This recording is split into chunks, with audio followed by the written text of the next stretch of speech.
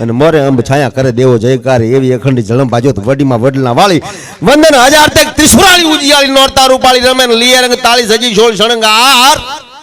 દરા ધમકે ડમકે ડાક ગોગરું ગમકે પાય જાણા ઉઠે જણકાર એવી ચારણી વાળી મોરા ગઢવાળી કચ્છવાળી ગાતા માના ગુણ શ્યામ મન મલકાઈ મારી દયા દયા દયા દયા દયા છલકાય સાહેબ એક વાત એ કહું કે જે દંટા ભર્યા રઢિયાળી રાત રજૂ કરી એમાં જે ફ્લેવર હતી એ આજે દેખાણી નહીં તો હેમંતભાઈનો આગવો કેળો એમાં અમે બે જોઈએ ભીખુદાન તો એકલા યોગેશભાઈ તો એકલા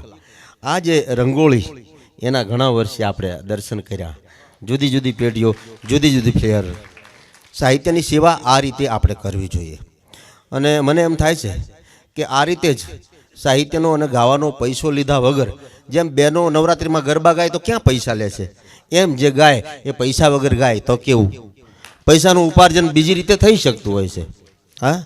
એટલે એવી રીતે આપણી કળાને આપણે ઉજળી કરી શકીએ જો ધારીએ તો સાહેબ આ મારા શબ્દનું સન્માન છે અને શબ્દના સન્માન માટે આવડો મોટો આ પરિવાર મારી ઉજળી નાત એ આવે છે એમને હું પગે લાગુ છું મારી કુળદેવી જાગે છે મારી એનું આ પ્રમાણ છે એને હું વંદન કરું છું યોગેશભાઈ જેવો મિત્ર મળ્યો કે અમે દિલ્હી સુધી ડાયરાઓ કર્યા અને રૂપાલા સાહેબ અમે ભાજપની મહેનત કરી એમાં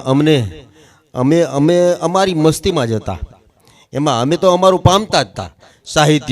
સાહિત્ય પ્રેમીઓ એટલે મારી આંખમાં રાજકારણ નહોતું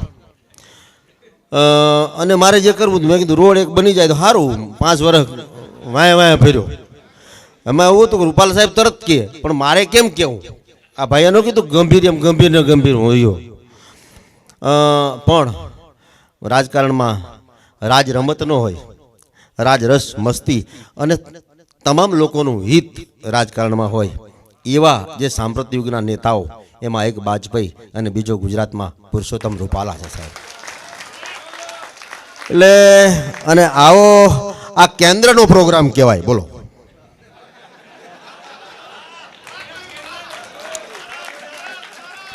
એટલે અમૃત ઘાયલ હોય તો અહીંયા શરાબ પણ પી શકે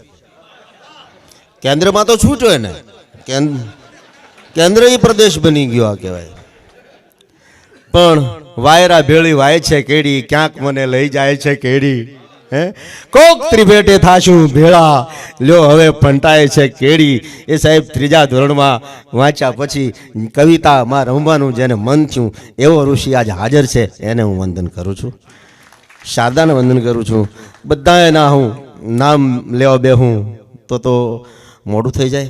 મારે ઘણું બધું કહેવું છે ફરી એક પ્રોગ્રામ કહેવા માટે અસ્તુ જય માતાજી મારી બેન છે મારા ઘરના છે એમણે જે મન સહન કર્યું છે આ પુસ્તક તો ક્યારે બને બાપા બરાબર બધાએ દખ વેઠ્યું ત્યારે આ પુસ્તક બન્યું છે એ પુસ્તક મેં આર્મીને સાહેબ અર્પણ કર્યું છે કારણ કે પુસ્તક તૈયાર થયું અને તરત જ સ્ટ્રાઇક થઈ આપણા 4 જાંબાજ ફોજીઓ ગયા અને 30-32 ને ઢાળી અને આવતા રહ્યા એક થોડીક મિનિટોમાં એ રમ્યા અને ત્યારે મને એમ થયું કે કવિતા જો આપવી ભેટ દેવી તો મારા ફોજીને દેવી બાપુ આ ક્રિકેટરોને કાંઈ સિંદૂર ન ચડે સિંદૂર તો મારા ફોજીને જ ચડે બાપુ હા અને અત્યારે ખેડૂતોય મજામાં છે ને વેપારીઓ મજામાં બધા મજામાં છે આપણું ધ્યાન આપણે ફોજ તરફ રાખવું જોઈએ ફોજ ઉપરનો આપણો પ્રેમ સતત રહેવો જોઈએ એને ખમકારવા જોઈએ આ મારો ભાવ છે જય માતાજી